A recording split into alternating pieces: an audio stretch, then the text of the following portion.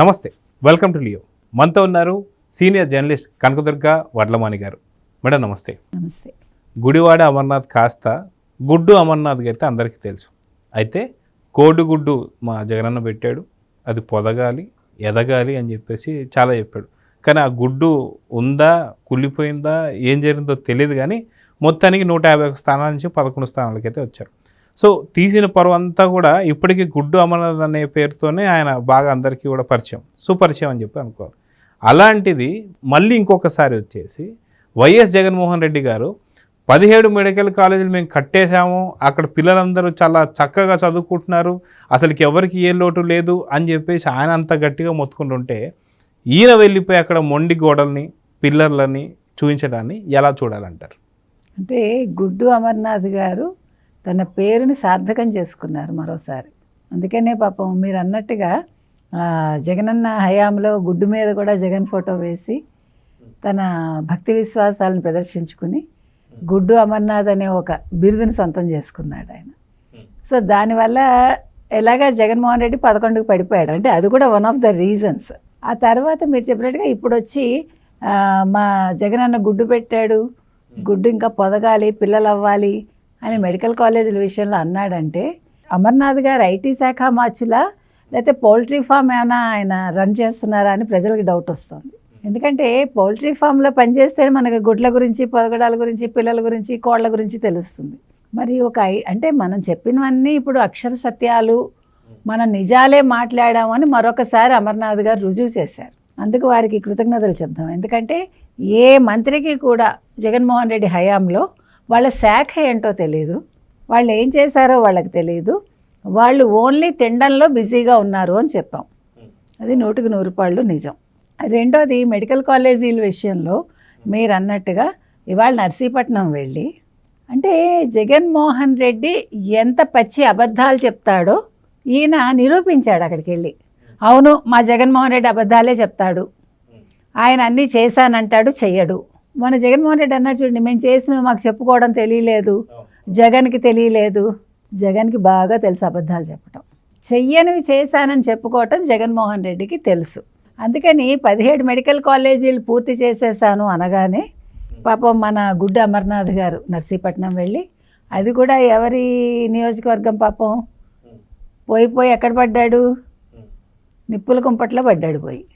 ఎందుకంటే అది అయ్యన పాత్రుడు గారి నియోజకవర్గం, ఆయనతో పెట్టుకున్నాడు. వెళ్ళి ఆ పిల్లర్స్ చూపించడం ఏంటండి, ఈయన ఏం చెప్పాడు ఇక్కడ ఒక ప్రెస్ మీట్ పెట్టి, మేము మొత్తం ముగించేసాము, అసలు అక్కడ జనాలు వచ్చేస్తున్నారు, అక్కడ ఎన్ని సీట్లు, అక్కడ క్లాసెస్ జరుగుతున్నాయి, విద్యార్థులు వచ్చేస్తున్నారు, అసలు అద్భుతం ఇంకా అని చెప్పాడు ఆయన.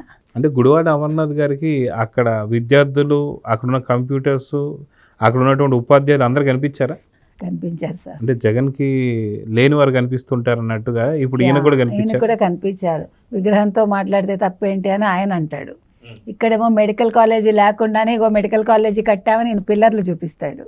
దాన్ని బట్టి పిచ్చి ప్రభుత్వము, పిచ్చి మనుషులు ఆంధ్రప్రదేశ్ ప్రభుత్వాన్ని 5 ఏళ్ళు పరిపాలించారు అనేది ఇప్పుడు అర్థమవుతుంది. అంటే మీకు తెలుసు, మీరు మెంటల్ హాస్పిటల్ ఎప్పుడైనా వెళ్తే మీకు తెలుసు, నేను చాలాసార్లు వెళ్ళానంటే నేను దాని మీద ప్రోగ్రామ్స్ చేశాను గతంలో. అక్కడ పిచ్చి ఉన్న వాళ్ళు కూడా లేని వాళ్ళలో ఉంటారు, లేని వాళ్ళు ఉన్న వాళ్ళలో ఉంటారు. అంటే ఎవరు డాక్టర్ ఎవరు పిచ్చి వాళ్ళు కూడా మనకు తెలీదు, నిజంగా చెప్తున్నా. అంటే పిచ్చి లేని వాళ్ళు ఎందుకు పిచ్చి వాళ్ళలా ఉంటారంటే వాళ్ళ ఇంట్లో వాళ్ళు తీసుకెళ్లరు వాళ్ళని, వీళ్ళని బయటికి పంపించేస్తే they don't know where to go. So అందుకని వాళ్ళు యాక్ట్ చేస్తారు. పిచ్చి ఉన్న వాళ్ళు నాకు పిచ్చి లేదు, నాకు పిచ్చి తగ్గిపోయిందని వాళ్ళు అంటూ ఉంటారు. అందుకని కరెక్ట్గా జగన్మోహన్ రెడ్డికి అప్లికబుల్ అనమాట అది. అంటే జగన్మోహన్ రెడ్డి గారు కావచ్చు, అమర్నాథ్ గారు కావచ్చు, ఏ కేటగిరీకి సంబంధించి అంటే ఏ బి కేటగిరీలు పెట్టుకోండి. ఏ జగన్మోహన్ రెడ్డి బి కేటగిరీ, మళ్ళీ ఏ పక్కనే మళ్ళీ ఈయన పెడితే ఆయన కోపం వస్తుంది. అందుకని ఆయన ఏ కేటగిరీ, అమర్నాథ్ గారు బి కేటగిరీ. అందుకని ఇవాళ పని కట్టుకుని జగన్మోహన్ రెడ్డి పరువు తీసే కార్యక్రమం పెట్టుకున్నాడు. మా జగన్మోహన్ రెడ్డి గారు 17 కాలేజీలు కట్టించేశారని రోజా అంటుంది, నేను 17 కాలేజీలు కట్టించేశారని జగన్మోహన్ రెడ్డి గారు అంటారు. ఈయన అందుకని ఏం చేశాడు, వెళ్ళి అక్కడ మొన్న రోజా గారు అన్నారు కదా సవితని, పెనుగొండ వెళ్ళి అక్కడ మొత్తం పూర్తి కానివన్నీ చూపించి ఆ మధ్యలో నీళ్లు నిలిస్తే పిల్లర్ల మధ్యలో ఇగో ఇక్కడ స్విమ్మింగ్ పూల్ అంటే ఆవిడ అన్నారు కదా, సవిత మంత్రా యాంకరా అని అడిగింది కదా. అందుకని ఇవాళ ఈయన కూడా యాంకరింగ్ జాబ్ చేశారు. చేసి పిల్లర్లు మాత్రం చూపించారు.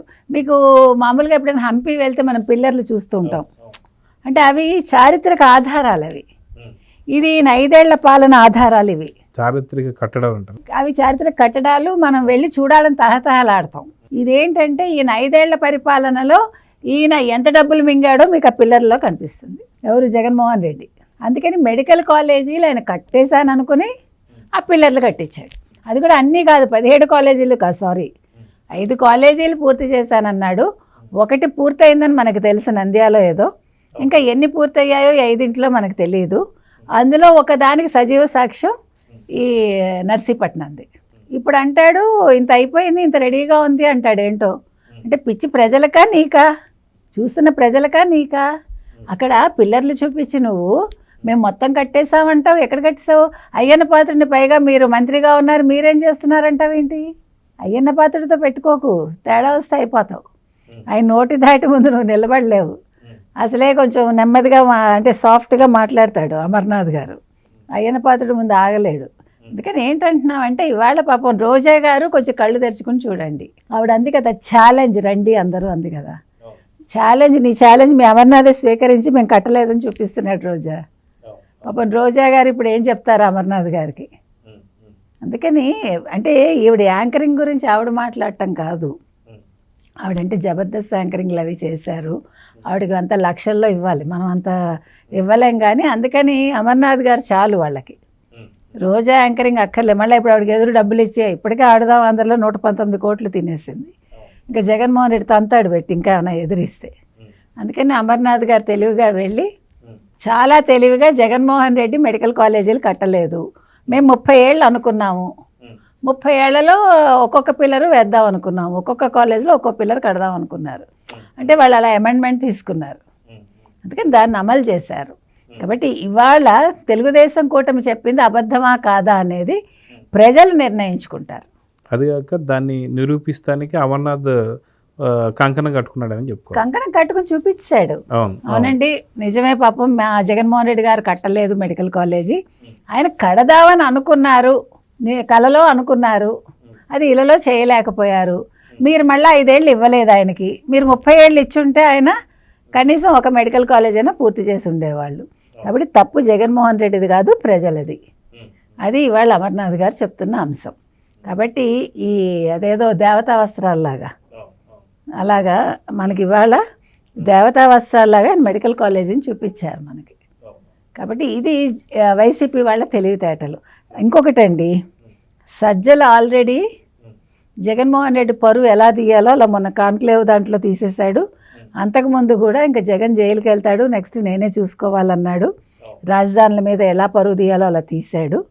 అంటే ఇవాళ జగన్మోహన్ రెడ్డి గుర్తుపెట్టుకోవాల్సింది ఏంటంటే, నాకు ఎక్కడో లేరు శత్రువులు, నా ముందున్న ప్రతి ఒక్కళ్ళు వైసీపీ వాళ్ళందరూ నా శత్రువులే, నన్ను ఇలా కాలు పట్టి ఒక్కొక్కడు లాగేస్తున్నాడు, నేను చేశానంటే చేయలేదని చెప్పడానికి మా వాళ్లే చాలు, కూటమి ప్రభుత్వం అక్కర్లేదు, కూటమి నిజాలు చెప్తే మా వాళ్ళు ఆ నిజాలని అవును మీరు చెప్పింది నిజమే అని వాళ్ళే నిరూపిస్తున్నారనేది ఇవాళ జగన్మోహన్ రెడ్డి అర్థం చేసుకోవాలి.